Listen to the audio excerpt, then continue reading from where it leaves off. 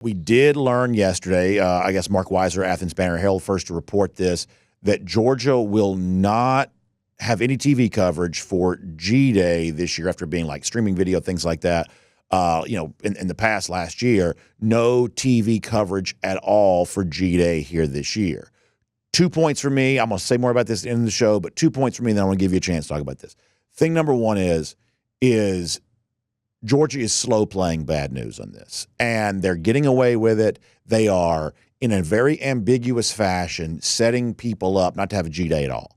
And when it does happen, people are going to be looking around, what happened to G-Day? This is classic, the first headline is, yeah, G-Day, and, that gets some positive attention. Then Kirby Smart follows that up with sort of an ambiguous statement of, well, are we having G-Day or not? And now it's, well, there's no TV coverage. Georgia, one of only 3 SEC teams not to have any, I believe anyway, any TV coverage. And now I believe, now my predictions sometimes are wrong, but I believe the next step is, well, since it's not on TV, we might as well not even have it at all. And I think there's a really good chance that come April or whatever that they're not doing anything and they will never do it again. And to be honest, and these are my friends, and I mean this, I don't think the media is covering this story particularly well. I think this impacts fans more so than it impacts media types. I think media types, some of which, and I get this, some of them look at it as just one fewer day to work. And I just think this impacts the media in a very different way than it impacts the fans. And I don't think from a fan perspective, this story is getting proper coverage. Georgia is taking something away from the fans, and there's not a lot of scrutiny of this decision here right now. That's my opinion. What do you think? I'm going to lean into you with this in this regard because it's very interesting to me. I'll be in Wichita tomorrow because Georgia's got a basketball availability. There will be several Georgia media members there covering that. Georgia is having a practice availability, a post-practice availability tonight when not most, but a number of those Georgia media types will not be there to ask Kirby Smart what exactly is going on with this spring game and with G-Day and why they made the decision that they did to not televise this. And to me, that is at least somewhat telling in that regard. There is a part of me that maybe wonders and is willing to give the benefit of the doubt here, maybe wrongly so, that in not televising it, that they are trying to make it, a better, I think, in-game or in-stadium experience in terms of, hey, it's not on TV, come and be in person. Make this a special, sort of special in-person only kind of show and make G-Day, somewhat closer to an actual game because I think a lot of people do enjoy watching this from the comfort of their own couch. That is the, rose-colored glasses look through it. The pessimistic, someone who has covered this program for a long time now and knows Kirby and knows how he views and treats things, they're going to try and make this as shut down, as private as they possibly can. I was talking with people over the weekend. I wouldn't be surprised if they move to a world where it's like a boosters only type of event, somewhat like they do some of the fall scrimmages there. And I got to say, again, you've got a lot of fans that, yes, there are ones that'll pay just blindly and give into that. But I talk to people and ask them about this, and they're becoming more and more alienated from the game of college football by the day. And it's very concerning. And look, spring games in general, G-Day, it is a fan-driven event. It is something for the fans. It is especially, I think, something for younger fans. And so if you're doing away with it, one, just have the gumption to come out and say this. Stop, slow playing it, dragging this out, creating false hope. At least say it with your chest. Look, we've been very critical of Matt Rhule in this regard. At least he had the gumption to come out and actually say how he felt about the matter. I'll give him credit in that regard, even if I disagree with it. With the way that Georgia has gone about handling this, where they say they're going to have it with Josh Brooks, when we first asked him at the end of February, they let it be known that they're planning on doing something. And every step since then, and even then, they had sort of maybe dragged out this idea that they were going to have it. Every step since then has been indicating that they intend on walking this back in some way. Look, I hope I'm wrong and they do sort of a fan day. And, I think they do what LSU is doing, where they do an open practice for fans in Sanford Stadium, and then after the day, they do an autograph session, because I do think that that is something that fans have said they would like to see come back. They used to do that at Mark Richt days. They used to do that in the early days of Kirby Smart as well, if I recall correctly. So I think that this is just something where, look, if you want to be secretive and you want to take things away from fans, that's fine. Come out and actually say that, because what has transpired since then has only made this situation more fraught. And it, again, I think speaks to this idea that the powers that be in college football care less and less about the common fan, the average fan, and are willing to just say, hey, whoever's willing to give us money, we'll make special accommodations for. But if you're not willing to pay thousands and thousands of dollars, especially this coming in a year where Georgia is raising ticket prices, is very concerning. Yeah, I think that all that's really true. And I'm going to say one more thing, and then we'll let you go. You got two issues going on here for me. The one issue is the spring game deterioration across college football. And it could be like a lot of things that there's just very little that could be done about that. It's just sort of another thing that's being taken from fans, from the sport overall. And I guess we're just powerless to stop it. We're just going to stand here and watch college football be destroyed, I reckon.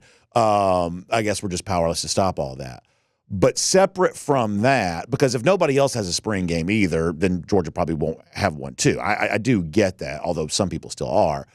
But also here at Georgia, if I'm being honest, and Connor, you know how big of a Georgia football fan that I am, the idea that Georgia would do, you reference LSU, have an open practice and then you can come get autographs after that, the idea that Georgia would do something like that, given the fact that, if I'm being honest, and I love Georgia, and I love Kirby in particular, but the idea that Georgia would do something like that when they don't do anything like that is, I think that's probably a pipe dream. I'd love for Kirby to prove me wrong and make an announcement today, hey, we're going to take care of our fans. We're going to do something fun for fans. They don't do anything like that. The honest truth is, when it comes to like fan engagement events, even in comparison to like, say, Alabama and programs like that, Georgia probably offers the least fan engagement of any team in college football. And it's because they're so popular. I do get that. But when you think about like fan days and like caravans across the state, autograph opportunities, things like that, Georgia probably does less of that than any program in America. And separate from whatever the future spring games are, that's a thing to think about of, are you winning enough that you don't have to do any fan outreach whatsoever? I think that's a fair question. The price of winning championships. And I think that those two titles that Kirby won have emboldened him, and they have given him the ability to say, hey, yeah, we don't need to do those caravans anymore. I don't need to go to Columbus one night, making the next, Brunswick one after that, go down to Savannah, go up to Augusta, go up to Rome, wherever, and do those sorts of things. But I will say this, look, you're in this every day. You're in the trenches. You're seeing it, just how negative and how, the team has been talked about this offseason. If Georgia's more transparent, and look, you can rightly point out that this is a media member saying this, and his job would 100% be easier if Georgia was more transparent and more open about these things. I 100% acknowledge that. But I do wonder if Georgia is more fan-friendly, if they are a little bit more open. Does that change the way that this team is seen? Does it change the way that this team is viewed? And if people maybe get a chance to see a little bit more of their quarterback, a little bit more of the big players on this team, does that help at all, the tone and tenor around this team? Because it absolutely was very negative during the stretch run of last season and has continued into this offseason. And again, if they're going to lose 2-3 games every year, like I think they're going to now, just because that's the way college football is, and you're not reaching out to your fan base and your constituents, and you're making them feel valued and making them feel heard and seen, you risk really further alienating that. And I'm just curious as to what this is going to look like if, they continue to have more seasons like they did in 2024 rather than they did in 2021 or 2022. Yeah, so I was going to say this later in the show, but since you brought it up, I'll say it now. I think there's a lot of truth to that. Whereas, like, I believe that if you're a fan, you have a right to ask more from Georgia in terms of fan outreach. I just think you have a right to ask for that. However, the opposite's also true. If you're a fan, if you say, listen, I don't care about G-Day, and I don't care about Picture Day, I don't care, I just want you to win, I think you have a right to say that as well. But the problem with that is, and this is just a fact, The problem with is, hey, don't worry about all this other stuff, just win. The unspoken like a subclause to that contract is that means win in perpetuity. And the moment you lose even one game, all of a sudden some fans going to be like, this is not the deal we had. You're supposed to win. Win means never lose. And what happens is when Georgia even loses a couple of games, all of a sudden now there's this, I would say, fairly extraordinary level of tension, so much so that Kirby Smart's asked about, Mike Bobo and Stacey Searels, things like that, in his opening press conference, because the fact that so much about Georgia football has frankly been commoditized. The fan engagement is simply a matter of how much money can you give us. The program looks back and says, hey, we're giving you a winner, so therefore you're going to need to put up with some stuff, from us. And I do, and listen, you cannot be more of a Georgia homer than I am. You can't. It is physically impossible to love Georgia football more than I do. But I also have eyes and I have a brain. And what I'm telling you right now is that there is a commoditized relationship between the Georgia football program and its most ardent supporters that doesn't lead somewhere positive if somebody doesn't do something to make this be a little more touchy-feely. Just going to put it out there. That's what needs to happen. And I'm going to be interested moving forward because I'll tell you this, Kirby Smart's not changing. Kirby Smart is, like all football coaches, Kirby Smart is stubborn. And he's not going to bend. He's not going to, try and react that way to it. He knows what he signed up for, and he believes that doing things this way, where it allows him to focus the most on football and do that, is going to win Georgia the most games. And to your point, look, there are people out there that just want Georgia to win. But let's sit here and call it what it is. There were a lot of people that were very disappointed about how last season went. And Georgia went 11-3, and they won an SEC championship. And maybe that is just a very vocal minority in that regard.